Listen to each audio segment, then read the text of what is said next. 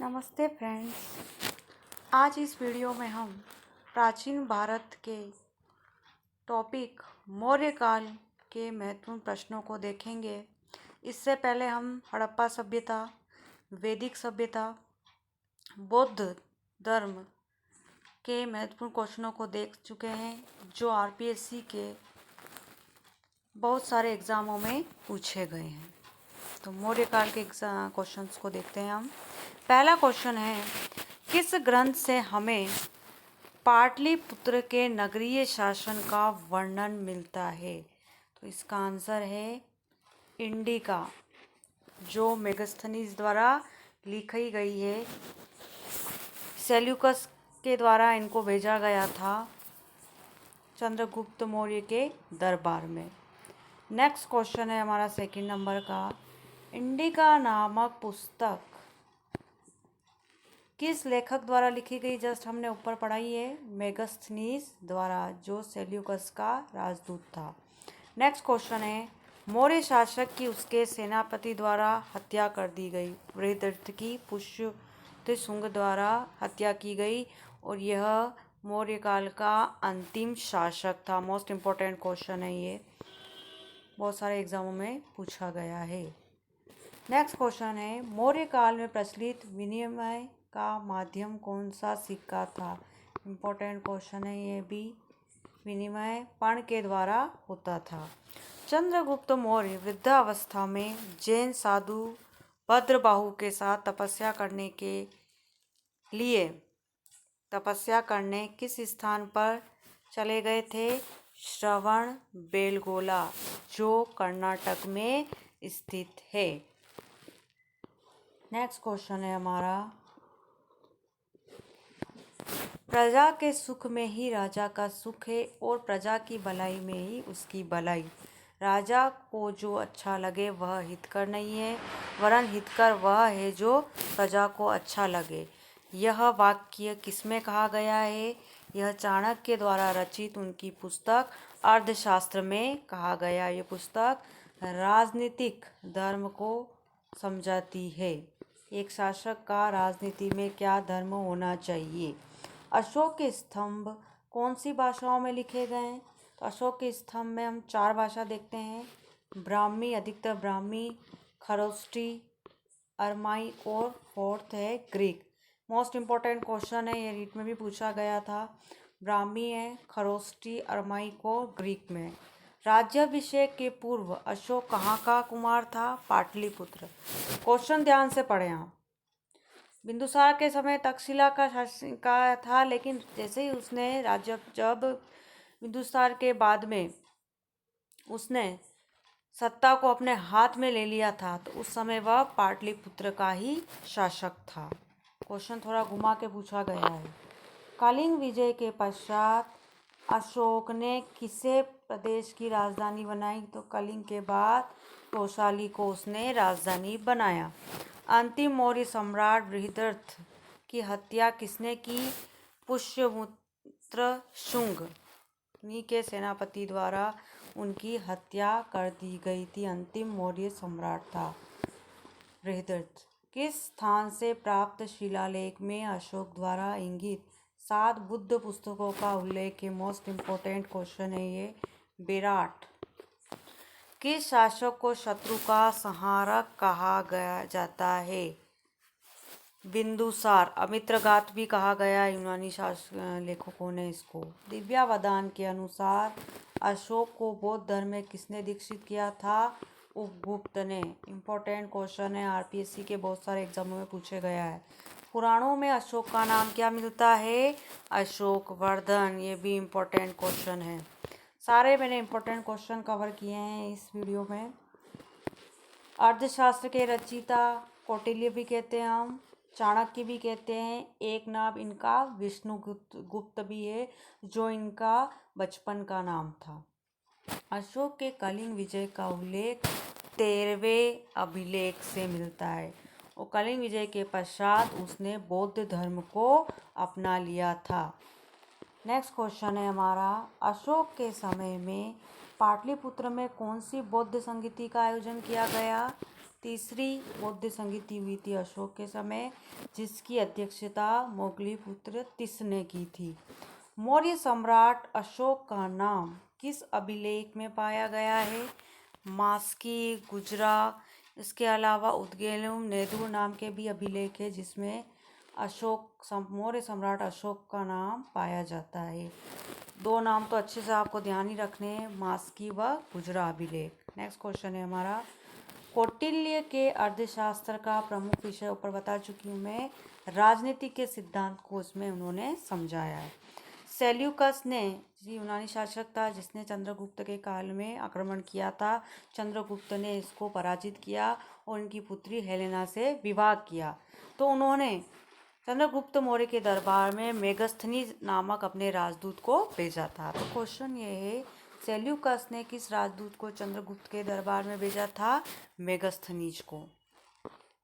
Next question है, सर्वप्रथम किस सम्राट ने जियो और जीर्णोद्योग की शिक्षा दी? यह दी थी सम्राट अशोक ने। जब कलिंग की विजय के बाद इतना नरसंहार देखा उन्होंने, तो उनका हृदय परिवर्तन हुआ और उन्होंने बौद्ध धर्म अपनाकर जियो और जीर्णोद्योग की शिक्षा दी। सुदर्शन झील का निर्माण किसके शासनकाल में हुआ था? चंद्रगुप्त मौर्य के। नेक्स्ट क्वेश्चन है, सम्राट अशोक के शाहबाजगढ़ी व मानसेरा, इम्पोर्टेंट क्वेश्चन है, अभिलेख किस लिपि में है? तो ये दोनों अभिलेख जो हैं, जैसे हम 4 लिपियां देखते हैं, ब्राह्मी, खरोष्टी, अरमाइको, ग्रीक, जो हमको मिले हैं शाहबाजगढ़ी और मानसेरा अभिलेख, वह है खरोष्टी में। मुद्रा राक्षस के लेखक कौन है? विशाख दत्त। किस अभिलेख में अशोक स्पष्टतः बुद्ध धम्म और संघ का अभिवादन करता है? मोस्ट इम्पोर्टेंट क्वेश्चन है। तीनों का अभिवादन कौन से अभिलेख में किया है उन्होंने? भाब्रू शिलालेख में। ग्रीक शासक सेल्यूकस को किसने हराया था? चंद्रगुप्त मौर्य ने हराया था और उनकी पुत्री हेलेना से विवाह किया था। अशोक के किस अभिलेख में यह घोषणा की गई है कि सभी मनुष्य मेरी संतान की भांति है या संतान के समान? धौली अभिलेख। इम्पोर्टेंट क्वेश्चन, कौन सा मौर्य शासक जैन था? संप्रति चंद्रगुप्त मौर्य ने भी अंतिम दिनों में जैन धर्म को अपना लिया। भद्रबाहु के साथ में वह श्रवणबेला में जाकर लास्ट में सलेखना पद्धति से अपने प्राणों का त्याग कर दिया था। मौर्य काल में कौन सा अधिकारी राजस्व एकत्रित करने का कार्य करता था? समाहर्ता। मोस्ट इम्पोर्टेंट क्वेश्चन कह सकते हैं इसको। अशोक का कौन सा अभिलेख धार्मिक सहिष्णुता के सिद्धांत को समर्पित है? ये सारे क्वेश्चन मोस्ट इम्पोर्टेंट है। 12वां शिलालेख। कौन सा ग्रंथ उल्लेख करता है कि अशोक श्रीनगर का संस्थापक था? राजतरंगिणी ग्रंथ है, जिनके रचयिता कौन है? कल्हण द्वारा रचित है ये। वह भिक्षु कौन था जिसके द्वारा शाह चंद्रगुप्त मौर्य दक्षिण भारत गए थे? भद्रबाहु। नेक्स्ट क्वेश्चन है, यूनानी राजदूत डाइमेकर्स किसके शासनकाल में भारत आया था? यह चंद्रगुप्त मौर्य के पुत्र बिंदुसार के शासनकाल में भारत आया। यूनानी इतिहासकारों ने किस मौर्य शासक को अमित्रघात शत्रुओं का संहार करने वाला कहा? पहले ऊपर पढ़ चुके हैं। बिंदुसार के लिए कहा गया था। और यह कहा जाता है कि बिंदुसार का नाम बिंदुसार क्यों था? क्योंकि उनके सिर पर बिंदु के समान कोई, जैसे हम कहते हैं ना, डॉट उनके सिर पे बना हुआ था, इसलिए उनका नाम बिंदुसार रख दिया गया। मौर्यकालीन मृत भांडों को क्या कहा गया था? मोस्ट इम्पोर्टेंट क्वेश्चन है। 4 ऑप्शन दे देंगे तो सही होगा। उत्तरी, काली, पॉलिश, इसके ऊपर पॉलिश वाले भांड। नेक्स्ट क्वेश्चन हम देखते हैं, निम्नलिखित में से किसने यूनानी लेखकों के सैंड्रोकोटस का समीकरण चंद्रगुप्त मौर्य से किया? इंपॉर्टेंट क्वेश्चन है। विलियम जोन्स ने यह सैंड्रोकोटस का अर्थ चंद्रगुप्त मौर्य से लगाया है। मौर्य काल में शिक्षा का सर्वाधिक प्रसिद्ध केंद्र क्या था? तक्षशिला। नेक्स्ट क्वेश्चन है, मौर्य प्रशासन में सीता से तात्पर्य था राजकीय भूमि का राजस्व। इम्पोर्टेंट क्वेश्चन है। सीता से क्या तात्पर्य है? राजकीय भूमि से जो राजस्व प्राप्त होता था वह मौर्य प्रशासन में उसको सीता कहा जाता था। मौर्य काल में वाणिज्य अधीक्षक, वहाँ का अधिकारी क्या कहलाता? पण्याध्यक्ष कहलाता था।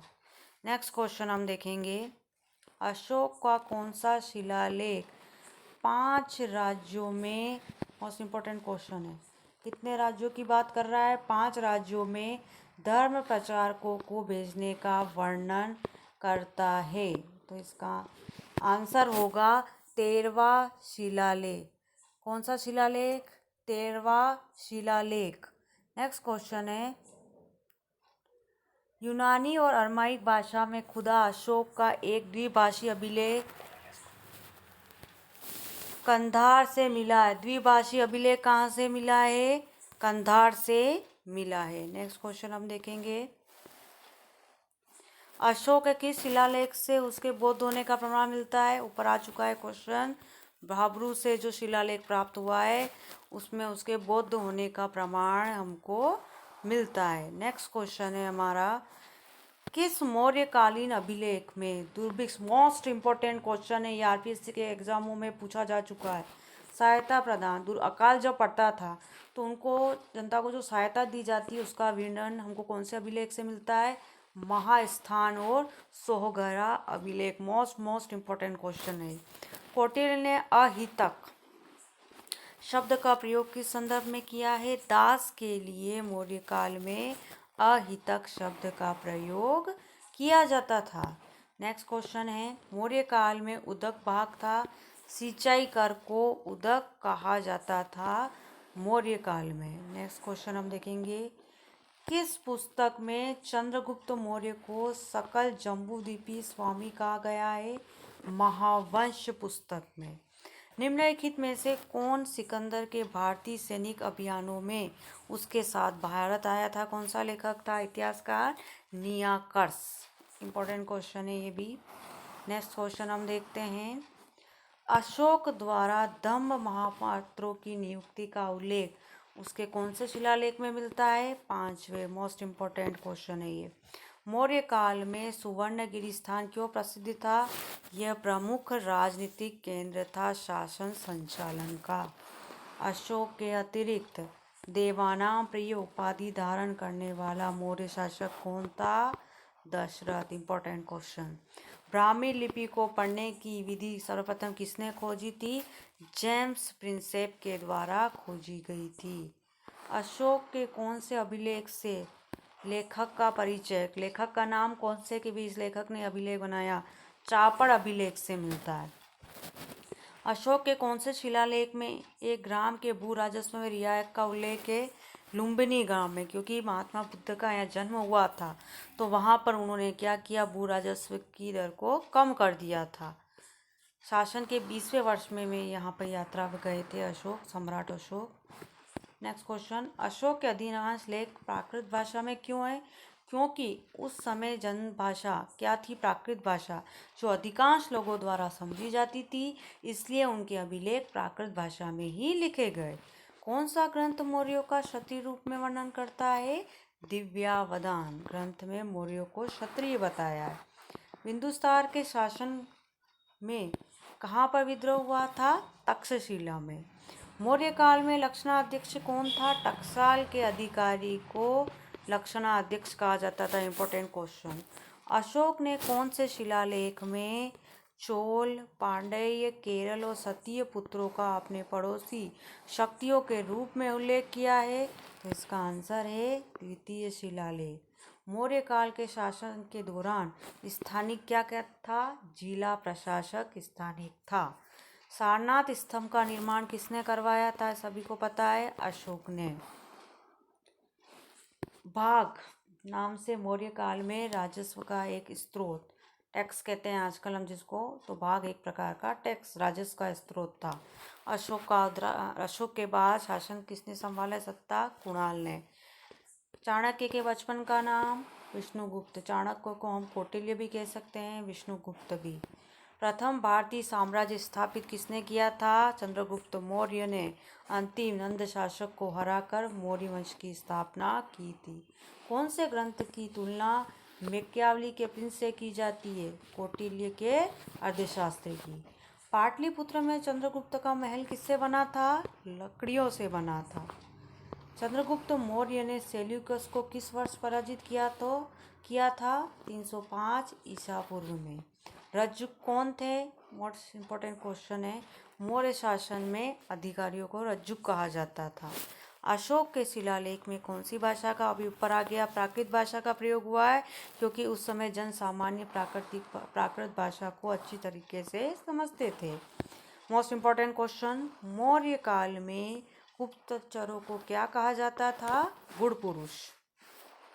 मेगास्थनीज ने भारतीय समाज को कितने भागों में बांटा था?